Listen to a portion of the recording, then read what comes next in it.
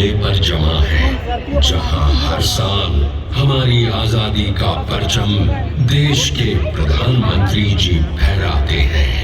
ये लाल कोट, ये red fort, ये सुर्ख दुर्ग आज केवल दिल्ली ही नहीं, पूरे भारत का प्रतीक बन चुका है। सदियों से लाल किला भारत की प्रभुता का, संपन्नता का, सहिष्णुता का और कई कई संघर्षों का द्योतक रहा है। आज ये लाल किला खुद एक पृष्ठभूमि बनने जा रहा है, जिस पर आप देखेंगे भारत की महायात्रा गाथा और सुनेंगे हमारी प्यारी भारत माता, हमारी मातृभूमि की कहानी। तो भाइयों और बहनों, बच्चों और सम्मानित बुजुर्गों, तैयार हो जाइए कई हजारों सालों की एक लंबी यात्रा पर चलने के लिए। प्रस्तुत है मातृभूमि।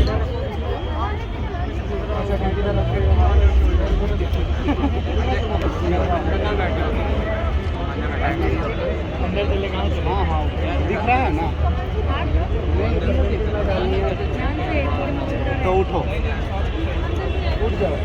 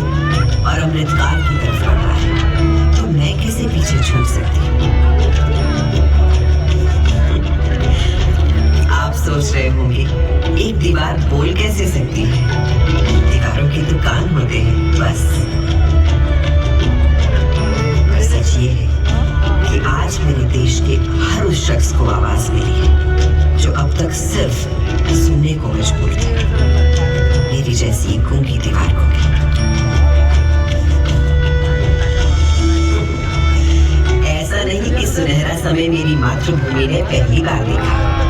मेरा भारत तो हमेशा से सोने की चिड़िया कहलाता था और एक के बाद एक कई स्वर्णिम काल देखता रहा है। अब मेरी जन्मकुंडली ही देख लीजिए।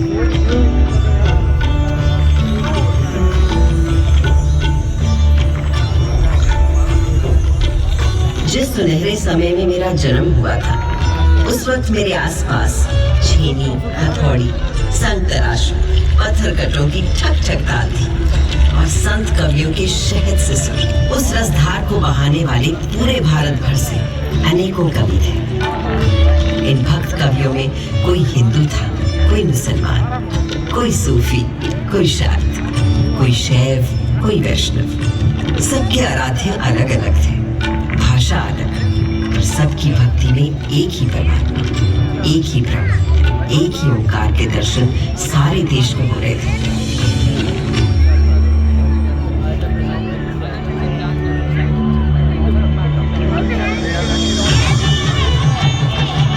यही तो दिखता है हमारे देश के त्योहारों में, जब एक ही दिन, एक ही मुहूर्त, जैसे मकर संक्रांति पर खिलाते हैं अलग अलग उत्सव।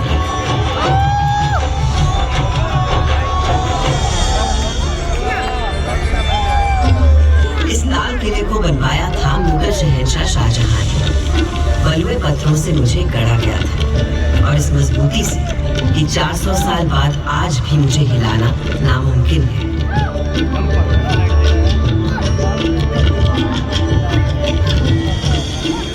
बिल्कुल उसी तरह जैसे है मेरे देश के विचार, सिद्धांत, उसूल। असल में भारत सिर्फ एक देश नहीं है, भारत नाम है एक सोच। मुझे बनाने वाले मुगल तो हिंदुस्तान में मेहमान बनकर आए थे, पर फिर यही के होकर रह गए। भारत ने तो हमेशा हर विश्वास, हर विचार के लोगों को अपना समझकर अपनाया है और कहा है अतिथि देवो भव।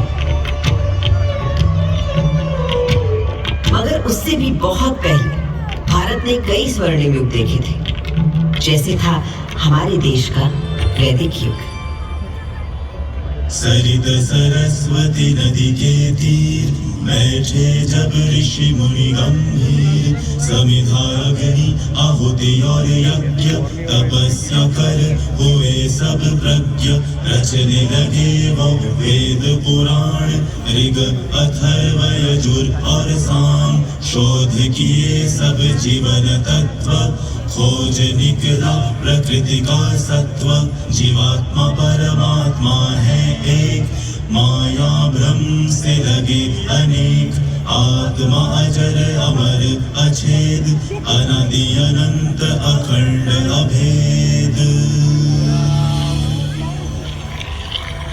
वेदों को रचने वाले इन ऋषियों ने दुनिया को जीवात्मा, आत्मा, परमात्मा के जिस एक की बात हमें सिखाई थी, उसी को श्री कृष्ण ने धर्म क्षेत्र कुरुक्षेत्र की युद्ध भूमि में अर्जुन को सुनाया था।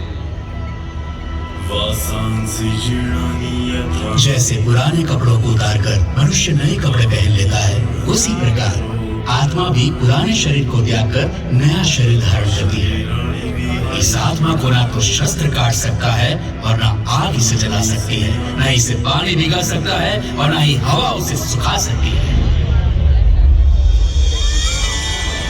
तब से आज तक आत्मा की संस्कृति भारतीय संस्कृति की आत्मा है और ओम की ध्वनि उस परम ब्रह्म का स्वरूप।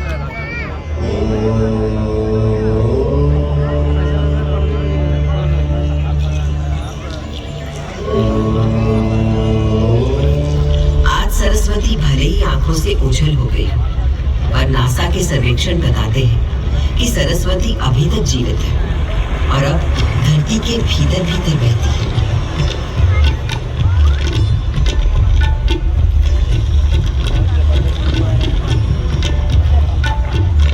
मगर मेरे देश की शुरुआत तो उस वैदिक युग से भी पहले की है।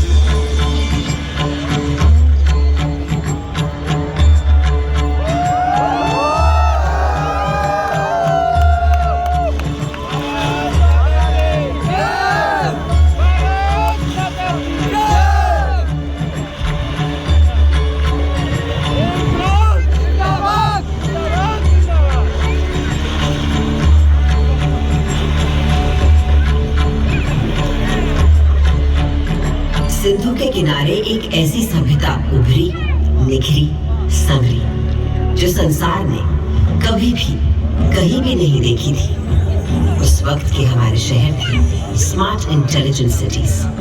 This was a wonder called India. 5000 साल पहले जो बुनियाद सिंधु सरस्वती सभ्यता के समय डाली गई थी, वो आज भी हमारे भारत का आधार है। संस्कृति का ऐसा अखंड अटूट सिलसिला आपको संसार में कहीं भी नहीं मिलता। हमारा देश नए को अपनाते हुए भी कभी पुराने को नहीं भुलाता। इसीलिए तो कल का भारत आज भी जीवित है और कल भी रहेगा।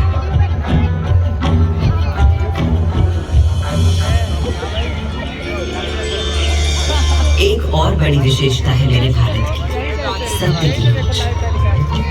भारत नाम का अर्थ ही है भाव, यानी प्रकाश, और उसकी खोज में लगा हुआ व्यक्ति। प्रकाश यानी सत्य की खोज में केवल योगी, मुनि, ऋषि ही नहीं, सुख सुविधा में पले बढ़े राजा राजकुमार भी किसी से कम नहीं रहे।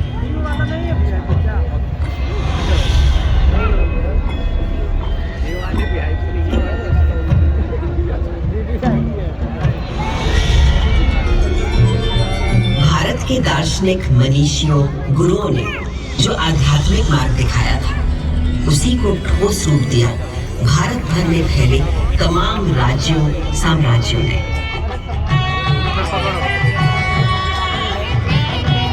दूसरी तरफ थे हमारे अभूतपूर्व वैज्ञानिक, गणितज्ञ, खगोल शास्त्री और वैद्य। हजारों बरस पहले पृथ्वी की परिधि की सही नाप, मंगल और चंद्र तक का फासला और धरती से सूर्य की बराबर दूरी, सब बिना किसी दूरबीन या उपग्रह का सहारा लिए, केवल अपने गणित, बीजगणित, ज्यामिति और खगोल ज्ञान से। ये उन्हीं पुरातन खगोल शास्त्रियों से मिले संस्कार हैं कि आज भारत अंतरिक्ष अन्वेषण में एक अग्रणी देश है। सहस्त्राब्दियों पहले गणादि आदि गुरु थे, अणु को पहचानने लगे। फिर क्या आश्चर्य, नई दुनिया में अणु शक्ति को साधने वाले देशों में हम हमेशा आगे रहे। योग में तन से मन और मन से आध्यात्म के योग के सूत्र ढूंढ निकाल रहे थे पतंजलि जैसे ऋषि। और आज 21 जून पूरा विश्व योग दिवस मनाता है।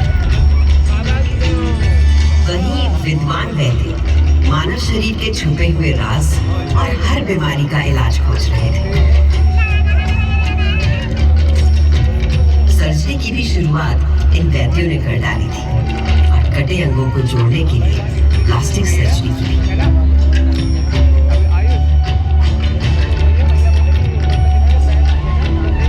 इन भारतीय वैद्यों से मिली प्रेरणा ही तो है कि कोविड आने पर आत्मनिर्भर भारत ने कुछ ही महीनों में खुद बीमारी का टीका बनाकर 1 साल के अंदर टीके लगा डाले। ये दवा हमें दुनिया के और देशों को, क्योंकि मेरे देश का हमेशा से मानना रहा है वसुधैव कुटुंबकम, सारा संसार हमारा परिवार, one world, one family। तभी से भारत सोने की चिड़िया कहलाता था और यहाँ का बेहतरीन, बेशकीमती, बेमिसाल माल और हिंदुस्तानी हुनर कारीगरी के नमूने दुनिया भर में जाते और लोगों को रिझाते थे। संसार को तमाम सामान ही नहीं, षट दर्शन और 4 धर्म देने वाले भारत पर कई लोगों की बुरी नजर लगी हुई थी।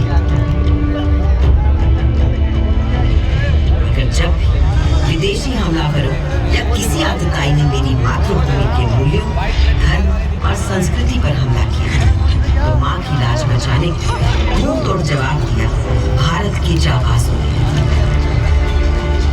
इसके किसके नाम जैसे जरा याद कीजिए मेरी दिल्ली के पृथ्वीराज चौहान का पराक्रम। राजा पृथ्वीराज चौहान वीरों में था वीर महान, अजय मेरु से दिल्ली तक फहराता था उसका निशान।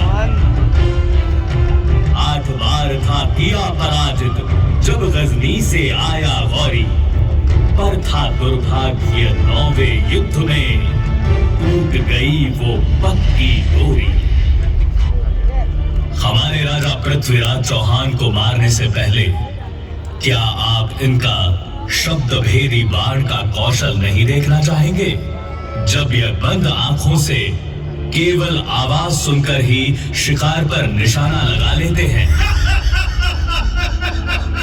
ये अंधा क्या निशाना लगाएगा? लगाएंगे महाराज पृथ्वीराज निशाना, बस आप आज्ञा तो दीजिए और दीजिए इनके हाथ में एक धनुष बाण। चलो ये तमाशा भी देख लेते हैं इस काफिर के मरने से पेट। दे दो इस अंधे को तीर कमान।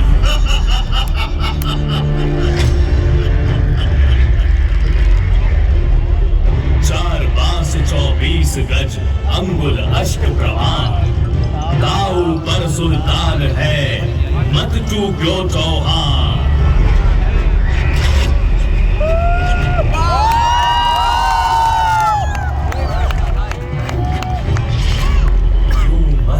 भी उस राजपूत ने बचा लिया भारत का मान। धिक्कार है उन्हें मरा समझो, कायर जो जिए पिए अपमान, इन वीरों के बलिदानों से ही भारत है आज बना महान।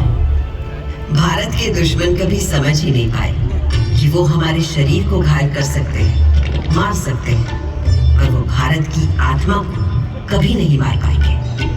तभी तो आज जब इजिप्ट, ग्रीस, रोम, लैटिन अमेरिका की इंका, माया, फारस की अवस्था और चीन की पुरानी संस्कृतियां सब नष्ट हो चुकी हैं, तो केवल भारत की पुरातन संस्कृति, संस्कार, सभ्यता, धर्म, विचार, आध्यात्मिकता अभी भी जिंदा है, जावेद और जागृत है।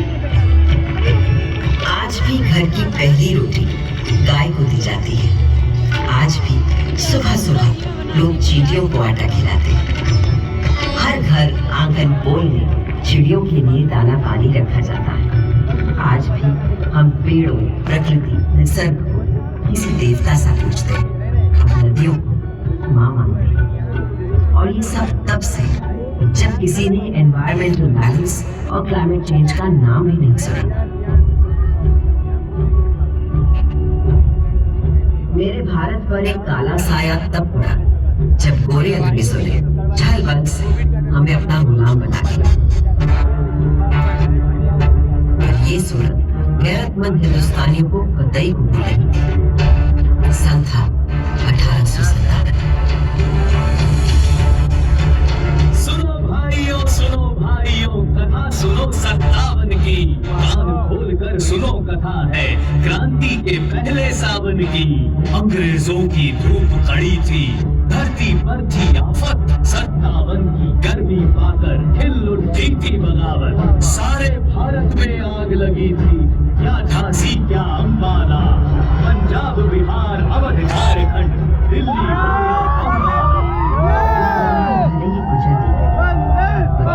से शुरू हो गया था एक नया स्वतंत्रता संग्राम।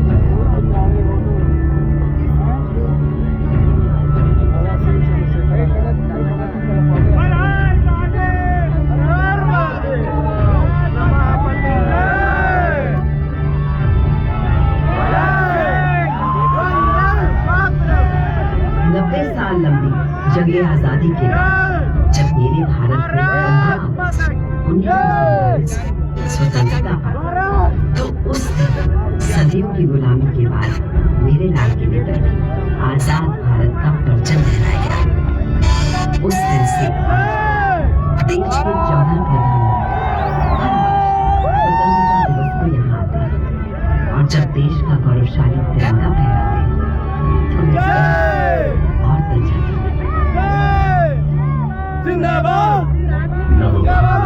और बढ़ जाती है। संवेशी एक खरा संविधान, सब जनगण को अधिकार दिए, थी अपने देश की सोच महान।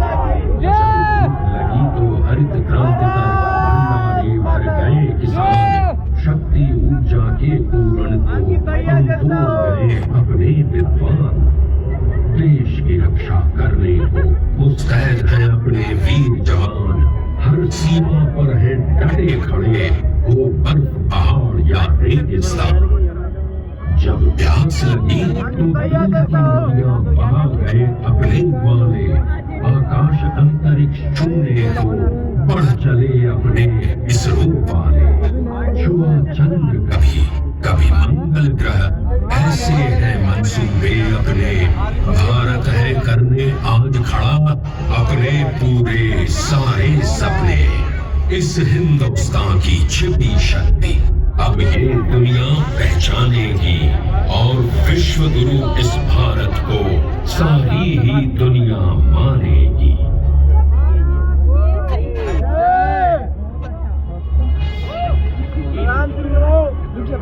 400 सालों में मैंने बहुत कुछ बदलते देखा है, पर जिस तेजी से अपने देश में बदलाव आज मैं देख रही वो अद्भुत है, अद्वितीय है। और मुझे विश्वास है भारत एक ऐसा उन्नत, विकसित, उज्ज्वलित भारत होगा जिसे शायद मैं भी पहचान नहीं पाऊंगी।